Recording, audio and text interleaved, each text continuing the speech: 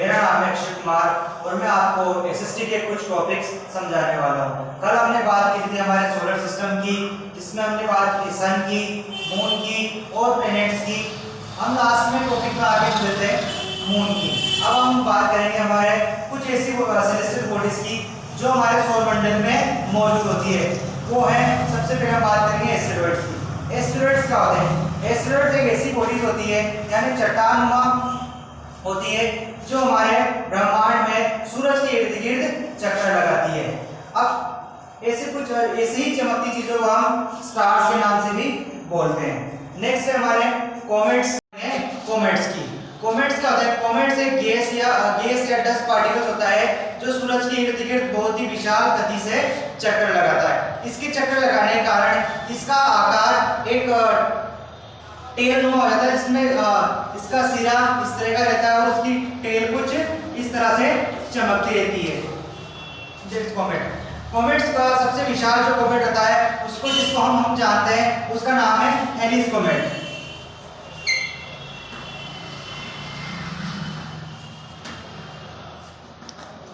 ये प्रत्येक 76 ईयर यानी 76 सालों में हमारे अर्थ के आसपास होके गुजरता है। लास्ट ये गुजरा था 1986 में। अब 1986 के बाद ये हमारा जो कॉमेट है हेलिस कॉमेट, इसका नाम हमने हेलिस कॉमेट रखा है, वो हमारा अब नेक्स्ट 76 ईयर्स के बाद हमारे पृथ्वी के आसपास से होके गुजरेगा। इसके बाद हम बात करेंगे अब सैटेलाइट की। सैटेलाइट होती क्या है? सैटेलाइट दो प्रकार की होती है। एक होती है नेचुरल सैटेलाइट, एक होती है मैन मेड सैटेलाइट। सैटेलाइट जो नेचुरल होती है वो होती है जो हमारे प्लैनेट्स के आसपास इर्द गिर्द चक्कर लगाती रहती है। जिस प्रकार कहा जाए तो हमारी अर्थ की नेचुरल सैटेलाइट, इसको मैंने आपको कल की वीडियो में बताया था, उसे बोलते हैं मून। मून हमारी नेचुरल सैटेलाइट इसलिए है क्योंकि हमारी पृथ्वी जिस प्रकार सूरज के इर्द गिर्द चक्कर लगाती थी, वैसे ही मून हमारे अर्थ के आसपास चक्कर लगाता है। इसके अलावा मरक्यूरी और वीनस की कोई अपनी नेचुरल सैटेलाइट नहीं होती है। इसी प्रकार जिस प्रकार हमारे पास एक नेचुरल सैटेलाइट है, प्रत्येक प्लेनेट के पास उनकी कुछ गिनतियों की सैटेलाइट्स मौजूद है। अब सेकंड हम बात करेंगे हमारी आर्टिफिशियल सैटेलाइट, जिसे हम कहते हैं man made satellite. Man made satellite यानी जो मनुष्य द्वारा बना के अंतरिक्ष में भेजी गई है। सबसे पहली जो सैटेलाइट मैन मेड सैटेलाइट हमने अंतरिक्ष में भेजी थी, उसका नाम रखा गया है स्पुतनिक 1।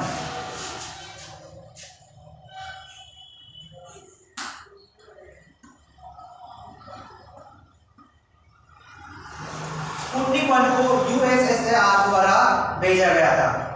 उसके बाद हम बात कर लेते हैं हमारे अंतरिक्ष यात्रियों की। अंतरिक्ष में नील आर्मस्ट्रांग ने सबसे पहले कदम रखा था। पर अब बात करते हैं सैटेलाइट के होता क्या है। जो आर्टिफिशियल सैटेलाइट है वो हम मनुष्यों ने अपने इस्तेमाल के लिए, हमारी जरूरतें कुछ थी उसके लिए बनाई गई है। जिस प्रकार हमारा टेलीफोन में सैटेलाइट कनेक्शन रुक जाता है, वो इसलिए रुक जाता है क्योंकि अंतरिक्ष में मौजूद सैटेलाइट का कनेक्शन नहीं हो पाता है। सैटेलाइट से होता क्या है? सैटेलाइट से हम आने वाले विपदा का, आपदा का पता लगा सकते हैं। जिस प्रकार हमारी वर्षा कब होगी, जिसे हम कहते हैं वेदर फोरकास्ट, या आज का मौसम, या कहा जाए कि बाढ़ वगैरह का हम ऊपर से लेकर अंतरिक्ष से हम उसका चित्रण देख सकते हैं। हमने बात कर ली कॉमेट्स की, सैटेलाइट्स की। अब हम आखिरी टॉपिक जो हमारा बात करेंगे वो है हमारी गैलेक्सी की। गैलेक्सी होती है क्या है? गैलेक्सी वो होती है जिसमें संपूर्ण प्रकार के अलग अलग प्रकार के प्लैनेट्स, स्टार्स और अलग अलग सेलेस्टियल बॉडीज या हेवनली बॉडीज मौजूद होती है। हमारा अर्थ यानी हमारा सौरमंडल, जिसमें सूरज और 8 प्लैनेट्स हैं और अलग अलग मून हैं, वो सब किस वाली गैलेक्सी में लाई करते हैं? उस वाली गैलेक्सी का नाम है मिल्की वे, जिसे हम हिंदी में आकाशगंगा के नाम से भी जानते हैं। अब इसके प्रकार बात करते हैं हमारे पहले के टाइम पे कहा जाता था कि जो हमारा यूनिवर्स है वो काफी छोटा था, पर उसके बाद में एक थ्योरी हुई, एक घटना हुई, जिसको नाम दिया गया है बिग बैंग थ्योरी।